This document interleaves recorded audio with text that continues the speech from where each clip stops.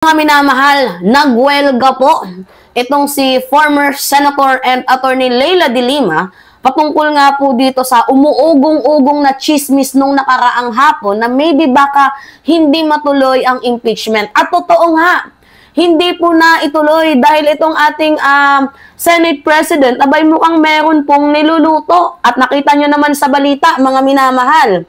Sabi dito, Senado, focus muna sa pagpasa ng prioridad na panunukala ng LEDAC. So sa madaling sabi, yung impeachment ay inurong from June 2, ginawang June 11. Na yung June 11, mga minamahal, isa din pong holiday. So bali pagdating ng June 11, maiuurong muli dahil nga holiday. So pinagloloko talaga tayo ni Senate President Chis Escudero, lalo pat nung mga nakaraang linggo, ito yung naturang balita. 'Di ba? Chis reaching out to Duterte block, yan yung sabi ni Bato. Dahil gusto pa atang manatili bilang Senate President ng bansang Pilipinas, kaya nagpapasikat sa kampo ng mga Duterte. Alam nyo, ang pagiging SP, number games yan. Ngayon, mataas pa rin ang pangarap ni Senate President Chis Escudero. Itong ginagawa mo, delaying tactics to. Kaya nga, hindi na sa amin bago na magsalita ang ibang mga partido, especially na nga po ngayon, si former Senator and Attorney Leila de Lima, naglabas po ng hinaing sama ng loob dito nga po sa pag-delay dito nga sa impeachment ni VP Sara Duterte. Tandaan ninyo, ang pag-delay sa impeachment ni VP Sara Duterte ay pwedeng masabi nating kasabwat niya sa pagnanakaw. So ngayon, panoodin natin tong sinabi ni former Senator Leila de Lima. Panoodin natin, mga minamahal. May mga bulong na hindi na raw uusad ang impeachment case laban kay Vice President Sara Duterte. Dead on arrival daw. Kulang daw sa boto. Tapos na bago pa magsimula. Maging ang Pangulo, tila nais ipakita na wala siyang kinalaman o kagustuhan dito. Pero malinaw ang tanong, susundin ba natin ang proseso o tatalikuran ito dahil sa takot o kalkulasyon? The Constitution lays out a path for accountability. It begins with the filing of the complaint, moves to the House for deliberation and action, and proceeds to trial in the Senate. Each step exists for one reason: to uncover the truth. I have been invited to join the prosecution panel, and I said yes, not to serve any political camp, but to uphold the principles of truth, justice, and accountability. This is not about vendettas. This is about responsibility. This is about courage. Tama. Kung talagang walang sapat na batayan ang mga akusasyon, ang ebidensya mismo ang magpapakita niyan. Hindi ang chismis, Tama. hindi ang takutan, Hindi ang at survey. lalong hindi ang numero sa survey. Tama. To abandon the process is to abandon the people Tama. who still believe in the promise of justice. It tells every Filipino that those in power are beyond reach and that accountability is optional. But we've seen this before. We know what happens when process is ignored, when truth is silenced, when the powerful are shielded from scrutiny. This is how impunity begins. This is how it is sustained. And this is how a nation forgets.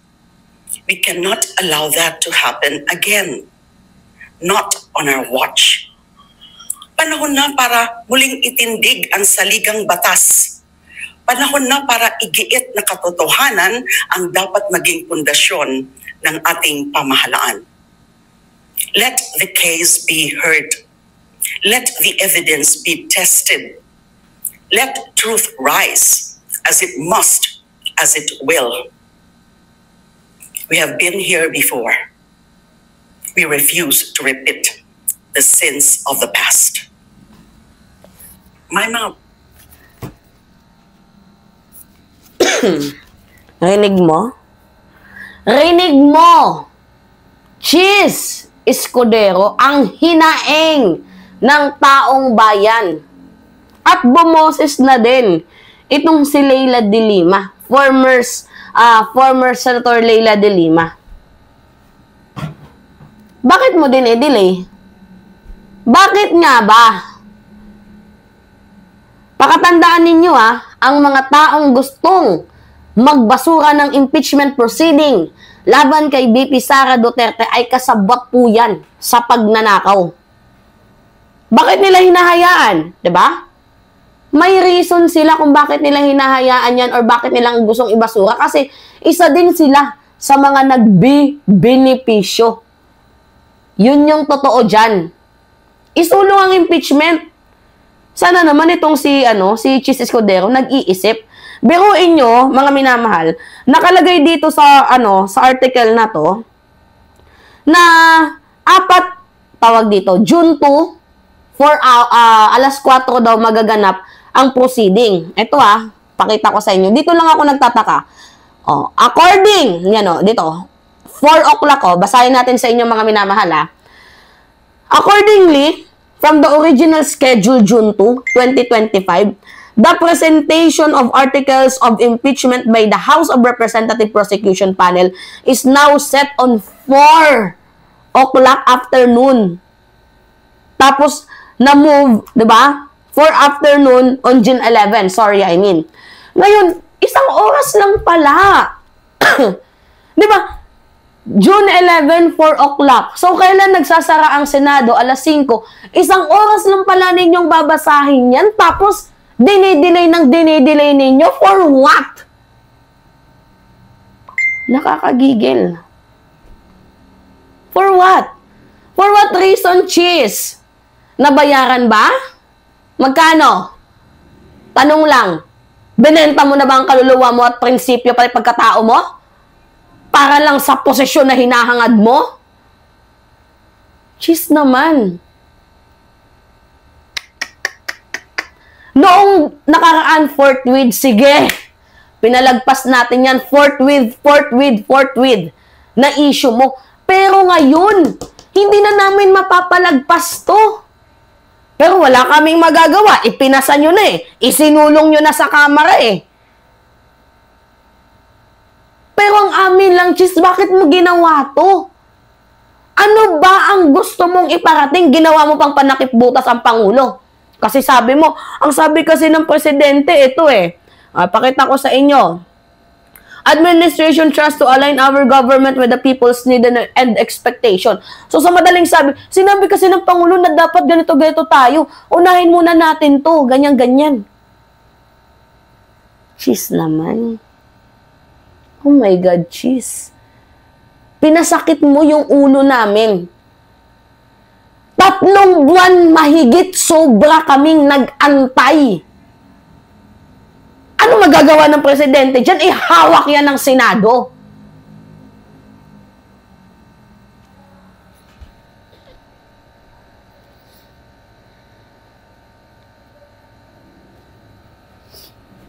Wala. Inansel. Kung saan malapit. Angas, no?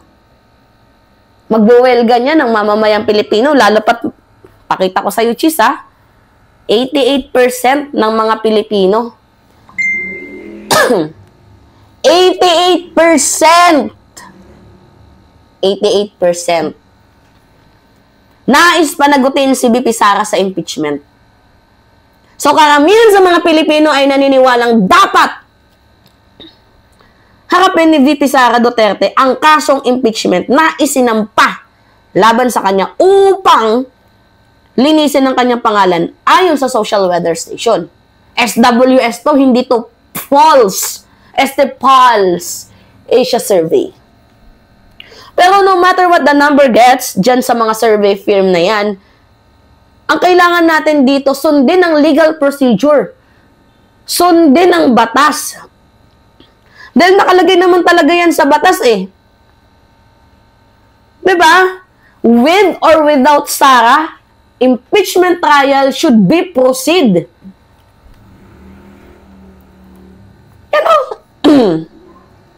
Lalo pat nakitaan naman si Sara Duterte ng paglulustay sa kaban ng bayan. Oh. The continuous stay of Vice President Sara Duterte in The Hague, the Netherlands, will not compromise her looming impeachment trial as the proceedings shall start to continue regardless of her physical appearance, a House prosecutor asserted Sunday. Ganito kasi yan, mga minamahal. To be exact, hindi kailangan si VP sa June 2 or June 3. Kasi babasahan lang naman siya ng House panel ng prosecutor ng kanyang mga sakdal. June 3 naman, pagbubukas ng Senado bilang impeachment court sa impeachment trial ni VP Sara. Ngayon, bakit natin sinisigaw na umalis si VP? Kasi kahit hindi siya kailangan doon, dapat she must show up. She must show up in the difficult moments and in the difficult times. Kasi hindi ka matatawag na leader kung ganon.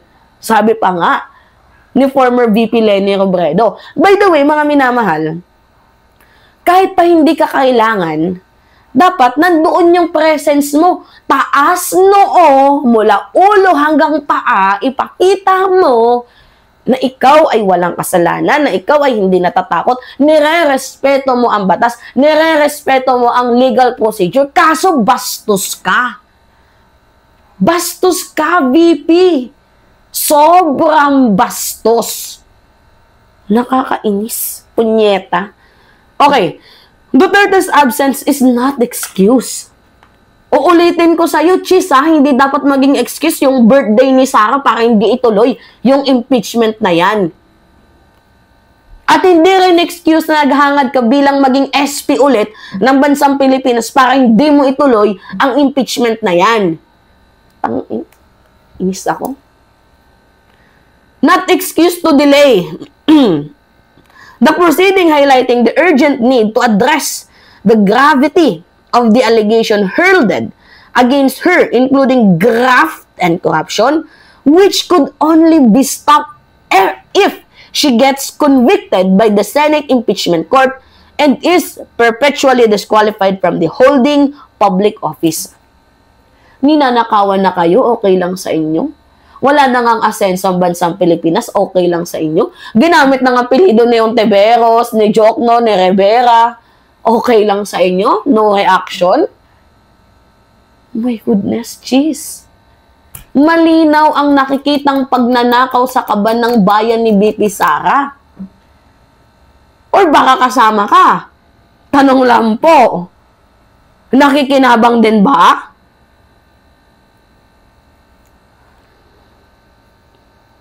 The case they facing with former President Duterte is very serious.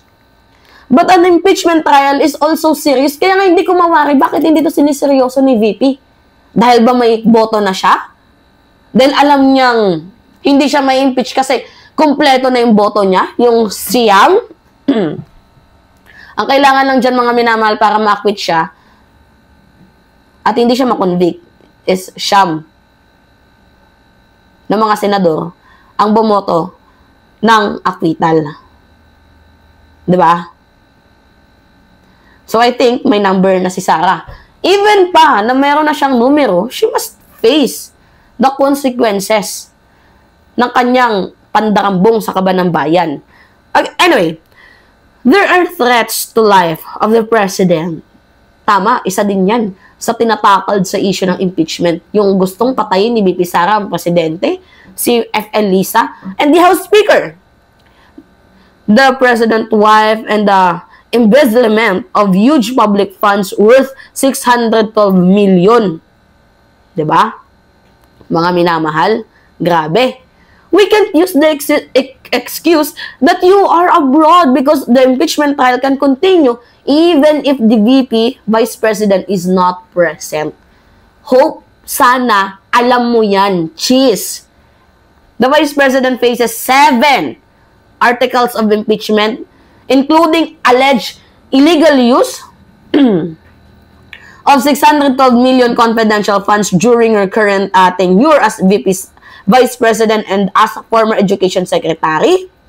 And also, the House of Representatives impeached the Vice President on February 5 outlining 7 articles of impeachment including high crimes for allegedly instructing someone to assassinate President Ferdinand Marcos Jr., House Speaker Martin Romualdez, and First Lady Liza Marcos if the supposed plot against her succeed.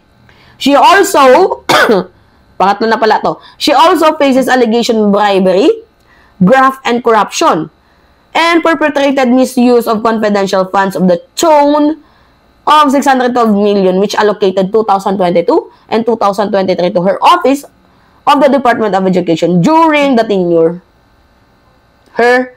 its secretary. She vehemently denied the allegation and maintained that they are part of coordinated political. Alam nyo, sasabihin nila, this is phishing. This is political attack. This is blah, blah, blah. Sasabihin nila, hindi, sinisiraan niya lang ako. This is manipulation. Diba? Tawag dito, kumbaga paninira lang to para yurakin ang pangalan. Paano kasi sirain? Meron niyang mga legal evidences against yours. Hindi paninira ang pagpapakita ng maramihang ebidensya. Okay lang sana matatawag mong phishing kung ginigipit ka at ginagawan ka lang ng issue. Kaso hindi. Hindi mo nga mapaliwanag sino si Mary Grace Piatos. Hindi mo mapaliwanag sino si Cocoy Villamin. Hindi mo nga mapaliwanag bakit may Chel Jokno, bakit may Marian Rivera, bakit may Ontiveros. Hindi mo nga mapaliwanag. Kung ginamit mo ng tama ang pera, mapapaliwanag mo ang disbursement nun kung saan napunta. Kaso hindi mo mapaliwanag. Bakit? Kasi talaga nga namang binulsa. Allegedly, may misuse of public funds na nangyari. Punyemas.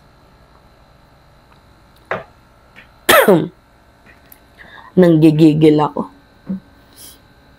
Aimed at discrediting her to prevent future political contest. Tingnan mo, hindi pa nga tayo umaabot ng presidential election sa 2028, yan agad ang nasa isip mo. Ayusin mo muna yung kaso mo. Diba? Ayusin mo muna yung mga pinupukol sa'yo. Hindi yung nangangarap ka na agad na, dapat ganito, ganyan. Ay, dapat ganito, ganyan. Diba? Magiging presidente kasi ako, kaya sinisiraan nila ako. No, it's not a matter, VP. You can run as you want. Kasi wala namang nagbabawal sa ating konstitusyon. You must be 40 years old, able to read and write. Diba? Kahit may something ka sa pag-iisip, kahit di mo inamin, sige, pwede kang tumakbo. Pero panagutin mo muna yung kasalanan mo. Panagutin mo muna. Diba, hindi ka takas ng takas, pero kahit ganun pa man, mga minamahal, tuloy dapat ang impeachment. Diba, Cheese? Kaso anong ginagawa ni Cheese? Hinaharang. Dinidelayed. Bakit? Gustong maging SP. Nilalaro. This is game changing. Ganun ba? Gusto mo makakuha ng boto sa mga DDS. Uy, inaantay pa nila si Robin, ha? At isa pa, nangangarap din si Marcoleta. Keso, tigil mo na yan. Masasaktan ka lang. Matunog ang pangalan ni Tito Sen. Hindi ka na nga dapat dyan sa pwesto na yan, Kasi ang dami mo ng kapalpakan. Sa sobrang dami mo ng kapalpakan, lahat sa'yo, umay na. May mga times na, okay, maganda si Cheese, pero most probably, mga minamahal, palpak. Ito another loss na naman to. Pinaasa mo ang mamamayang Pilipino sa isang oras lang pala na pagbabasa ng article of impeachment, sa isang oras na pagbabasa ng impeachment ni VP Sara Duterte sa kanyang proceeding. Tapos minumove mo pa ng minumove. And I'm pretty sure mga minamahal, June 11, mamumove yan kasi holiday, Rizal Day, non-special working day. Wag naman ganon, Cheese. Wag naman tayong maglokohan. Hindi naman ata kami pinanganak kahapon. Ang inang yan, tarantado. Ginagago tayo. Lakas ng tama. Sakit ng ulo ko dito sa Quezon na to. Alright, mga minamahal. Pengi lang po ako ng comments. Yes.